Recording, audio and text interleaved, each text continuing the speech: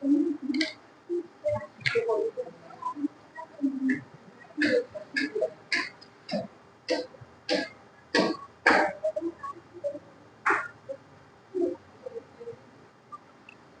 আর কেসির মধ্যে সম্পর্ক নির্ণয় করব।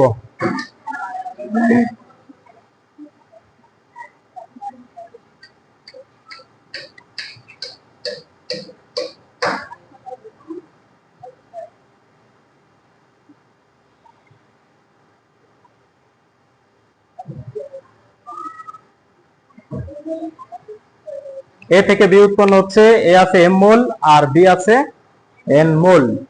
এই বিক্রিয়ার কেপি ও কেসির মধ্যে সম্পর্ক স্থাপন করার জন্য আমাদের যে যে প্রসেস অনুসরণ করতে হবে একটু ভালোভাবে খেয়াল করো। প্রথমে এ এর আংশিক চাপ, বলো আংশিক চাপকে কি দ্বারা প্রকাশ করে? পি দ্বারা। P A. বি এর আংশিক চাপ ই বি। এরপরে এ এর ঘনমাত্রা কি দ্বারা প্রকাশ করে বলতো? সি দ্বারা, তাই না? সি এ। বি এর ঘনমাত্রা কত হবে?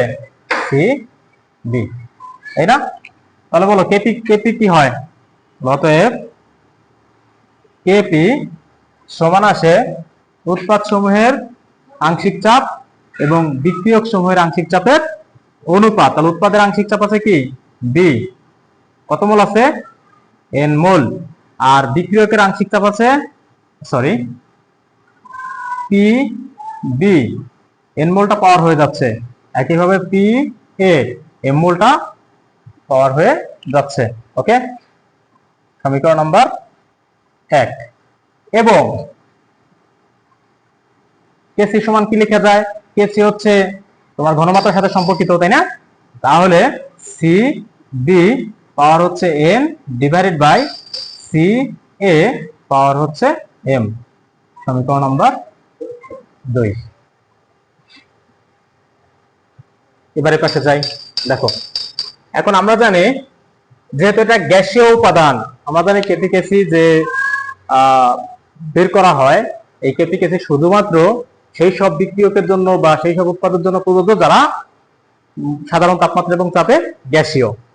তাহলে বা ওই বিক্রিয়ায় যে তাপমাত্রা বা যে চাপে সংঘটিত হয় ওই তাপমাত্রা বা ওই চাপে গ্যাসীয় তাদের ক্ষেত্রে। তাহলে আমরা লিখতে পারি, আমরা জানি গ্যাসীয় উপাদানের জন্য পিভি সমান সমান এনআরটি, তাই না? গ্যাসীয় উপাদানের জন্য PV is equal to NRT, বা পি সমান সমান কি লেখা যায়? N by V into RT. আচ্ছা, এন বাই ভি মানে কি বলতো? এন হচ্ছে মূল সংখ্যা, ভি হচ্ছে আয়তন। মূল সংখ্যাকে আয়তন দ্বারা ভাগ করলে ঘনমাত্রা পাওয়া যায়। বুঝছিলাম না? মূল সংখ্যাকে আয়তন দ্বারা ভাগ করলে ঘনমাত্রা পাওয়া যায়। তাহলে P is equal to C R T, right? তাহলে যদি বলি পি এ সমান কি হয়? C A R T. P B সমান সি বি আর টি লেখা যায়। তো আমরা এখানে লিখতে পারি, সুতরাং পি এ সমান সমান সি এ আর টি এবং পিবি সমান সমান লেখা যায় সিবি আর টি। বুঝতে পারছো? তাহলে বলো 1 নং সমীকরণ আমরা কি পাই? 1 নং থেকে 1 নং সমীকরণে কেপি সমান সমান ছিল কি? PB two the power N. তাহলে পিবি মানে কি? পিবি মানে হচ্ছে সিবি আর টি, তাই না? তাহলে CB R T to the power N divided by P A সমান সমান কি? C A R T. তাহলে C A R T to the পাওয়ার, এটা পাওয়ার কত ছিল? M, right? ওকে, তাহলে কেপি সমান সমান কি লেখা? দেখো, এনটা দ্বারা যদি আমরা গুণ করি, মানে পাওয়ারটা যদি ভাগ করে দেয়, তাহলে কি হয়?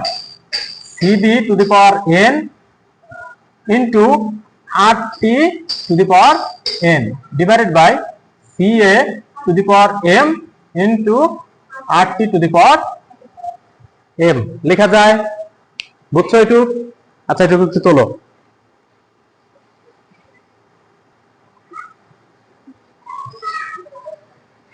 এবার দেখো, ওর পাশে থেকে এই পাশে নিয়ে আসি, তাহলে কেপি সমান সমান C to the power N B divided by C A M. এখন বলো সূচকের নিয়ম তোমরা জানো কিনা? বেস যদি এক হয় তাহলে পাওয়ারে পাওয়ারে ভাগের সময় বিয়োগ হয়ে যায়, গুণের সময় যোগ হয়ে যায়। তাহলে আর টি বেস এক না, তাহলে পাওয়ার পাওয়ারে কি হবে? এই ক্ষেত্রে বিয়োগ হয়ে যাবে। কেন? কেননা ভাগ এটা। তাহলে R T to the power N minus M, তাই না? ওকে, বা কেপি সমান সমান বলো CB to the power N divided by C A to the power M সমান কি? কেসি। তাহলে KC into R T to the power N minus M. N হচ্ছে উৎপাদ সমূহের মূল সংখ্যা আর এম হলো বিক্রিয়ক সমূহের মূল সংখ্যা। তাহলে উৎপাদ সমূহের মূল সংখ্যা মাইনাস বিক্রিয়ক সমূহের মূল সংখ্যা সমান সমান ডেল এন। তাহলে সূত্রটা কি আসলো? KP is equal to KC into R T to the power del N. এটাই হচ্ছে এই বিক্রিয়ার জন্য বা যে কোনো বিক্রিয়ার জন্য কেপি কেসির সম্পর্ক।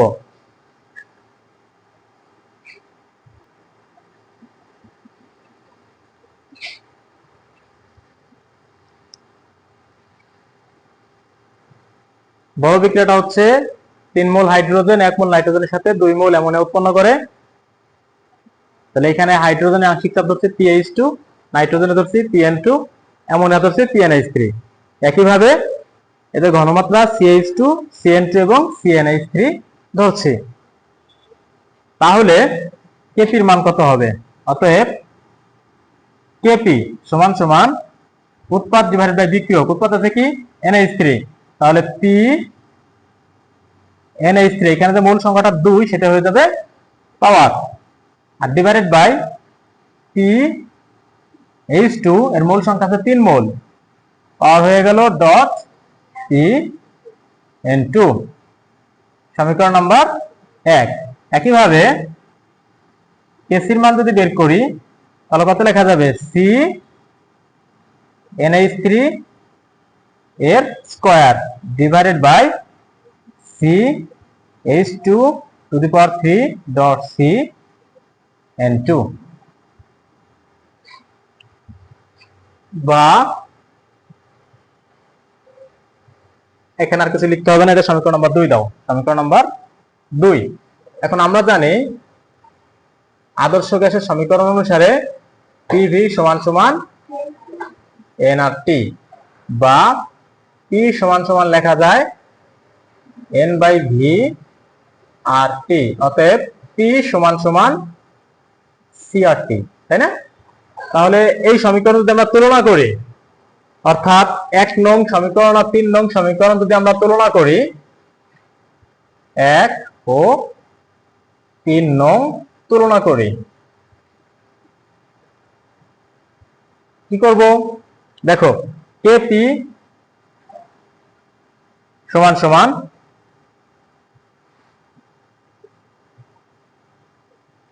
PNH3 মানে CNH3, তাই না? আরটি CNH, এই পির জায়গা যেহেতু সিআরটি তাহলে পির জায়গা সিআরটি হবে। CNH3 into RT to the power 2 divided by PH2, তাহলে CH2 আরটি এর কিউব ডট PN2, তাহলে CN2 আরটি। ঠিক আছে? বা কেপি সমান আসে হচ্ছে, এগুলো যদি আলাদা করি তাহলে লেখা যায় CNH3 এর স্কয়ার ডিভাইডেড বাই CH2 এর কিউব ডট CN2 ইনটু আরটিটা আলাদা রাখলাম। তাহলে এখানে হলো আরটি এর স্কয়ার, নিচে আরটি টু দি পাওয়ার 3 আর এখানে হলো আরেকটা আরটি, কত হয়? আরটি টু দি পাওয়ার 4। তাহলে বা কেপি সমান সমান, এটা সমান লেখা যায় কেসি, তাই না? কেসি ইনটু এখানে হয় 8টি 2 মাইনাস 4 কত হয়? -2। এই বিক্রিয়ার জন্য কেপি এবং কেসির যে সম্পর্ক সেটা হচ্ছে এটা।